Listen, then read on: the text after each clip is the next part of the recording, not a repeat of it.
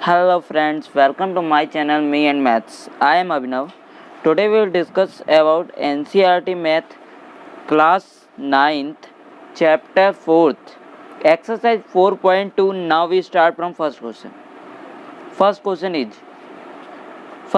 से स्टार्ट करने पहले मैं एक बात करना चाहता हूँ.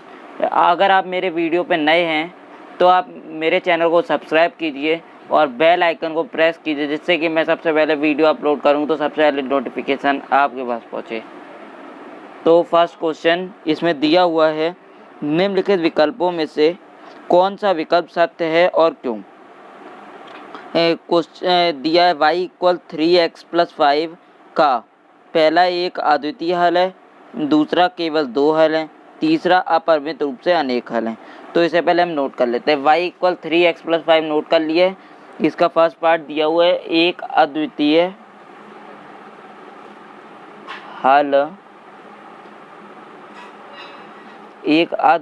हल है. एक ये पार्ट दिया हुआ है.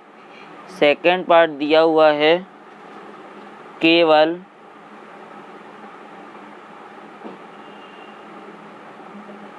2 हल हैं और थर्ड पार्ट दिया हुआ है अपरिमित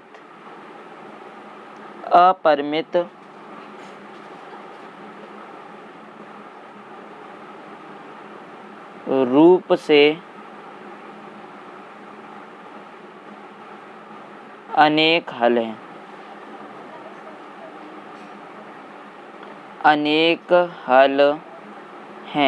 ये 3 पार्ट दिए हुए हैं. अब हमें इसमें बताना है कौन पार्ट सही है और क्यों सही है.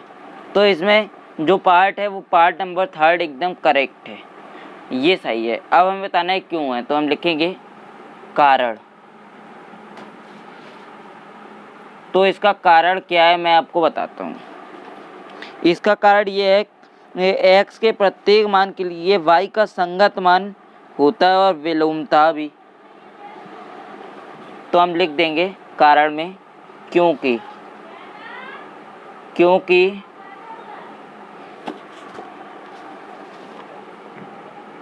x के प्रत्येक मान के लिए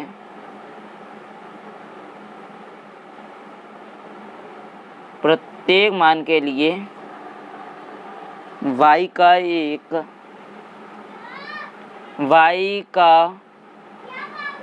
एक संगत मान होता है. एक संगत मान होता है. ये हमारा इसका कारण.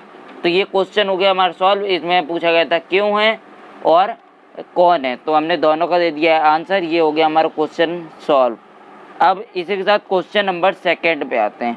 क्वेश्चन नंबर 2 में दिया हुआ है निम्नलिखित समीकरणों में से प्रत्येक समीकरण के 4 हल लिखिए. तो वो जो समीकरण दिए उनके 4 हल लिखने. तो इसे सॉल्व करना बहुत आसान है और ये क्वेश्चन बहुत ही आसान है.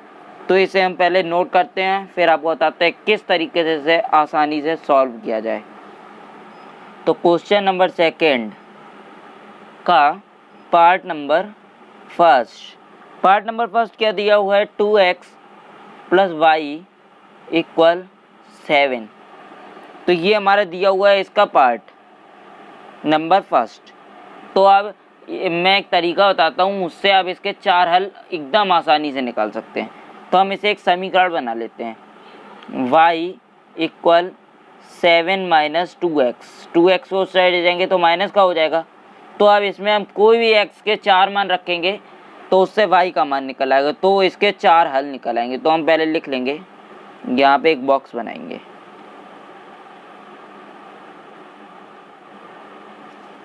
यहाँ पे x और y, एक ये 2 3 4, ये हमारे हो गए 4 कॉलम.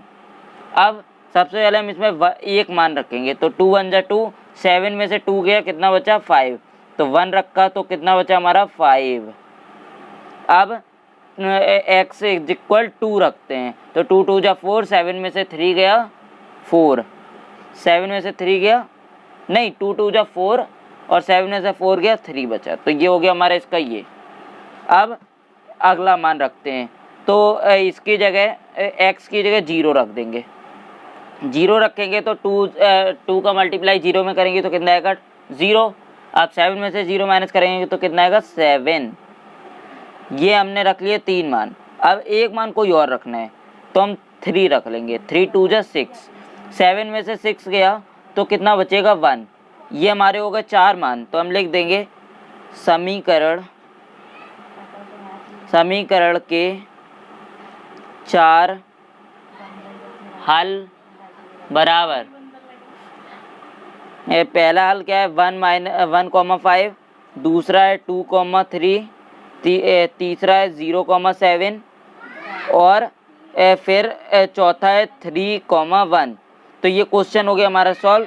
इसमें और पार्ट दिए हुए हैं, आप उन्हें घर पे लगाने की कोशिश कीजिए और कोई प्रॉब्लम आती हो तो प्लीज़ कमेंट कीजिए या मेरे ईमेल आईडी पे मेल कीजिए।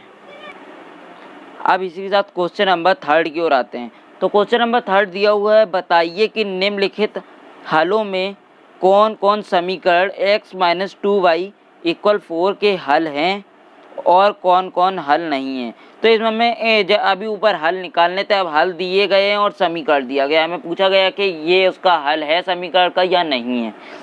तो अब हम पहले क्वेश्चन नंबर 3 का समीकरण जो दिया हुआ है उसे नोट कर लेते हैं। तो क्वेश्चन नंबर 3 में समीकरण दिया हुआ है हमें x - 2y = 4।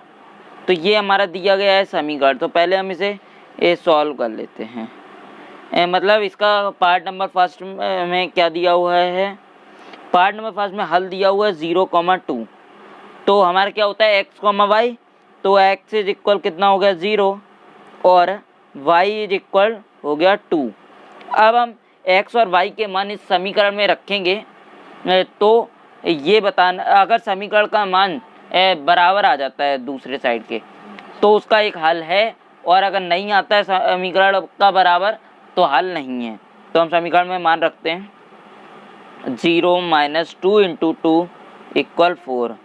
तो 0 - 4 = 4, तो माइनस का 4 = 4, नॉट इक्वल तो लिख देंगे हम दिया गया हल समीकरण x - 2y = 4 का हल नहीं है। तो ये हो गया हमारा क्वेश्चन सॉल्व। अब इसी के साथ इसमें और पार्ट दिए हुए हैं, आप उन्हें घर पे लगाने की कोशिश कीजिए और कोई प्रॉब्लम आती है तो प्लीज़ कमेंट कीजिए। अब इसी के साथ क्वेश्चन नंबर 4 पे आते हैं। तो क्वेश्चन नंबर 4 दिया हुआ है k का मान ज्ञात कीजिए जबकि x is equal to y is equal 1 और समीकरण दिया हुआ है 2x + 3y = k का एक हल हो। तो इसमें x के मान और y का मान दिया हुआ है और एक समीकरण दिया गया है और कहा गया है कि वो दोनों उस समीकरण के हल हैं। तो अब इसी के साथ क्वेश्चन नंबर 4 हम पहले नोट कर लेते हैं। क्वेश्चन नंबर 4 में समीकरण क्या दिया हुआ है 2x + 3y = k और इसमें x और y का मान क्या दिया हुआ है x is equal 2, y is equal 1 रखने पर। तो अब इसका मान रख देंगे 2 × 2 + 3 × 1 = k। तो 2 2 जा 4 + 3 1 जा 3 = k। तो k इज इक्वल कितना आ गया हमारा 7। ये हो गया k का मान। इसी साथ ये एक्सरसाइज हो गई हमारी एंड। और अगर आपको ये वीडियो अच्छा लगा हो तो मेरे वीडियो को लाइक, कमेंट, शेयर और वीडियो को लास्ट तक देखिए, तभी आपको कोई बात समझ में आएगी। और वीडियो को अपने दोस्तों के साथ शेयर कीजिए Thank you for watching my video. If you have any question, doubt, please do comment in the comment section. Please do share, subscribe if you liked it.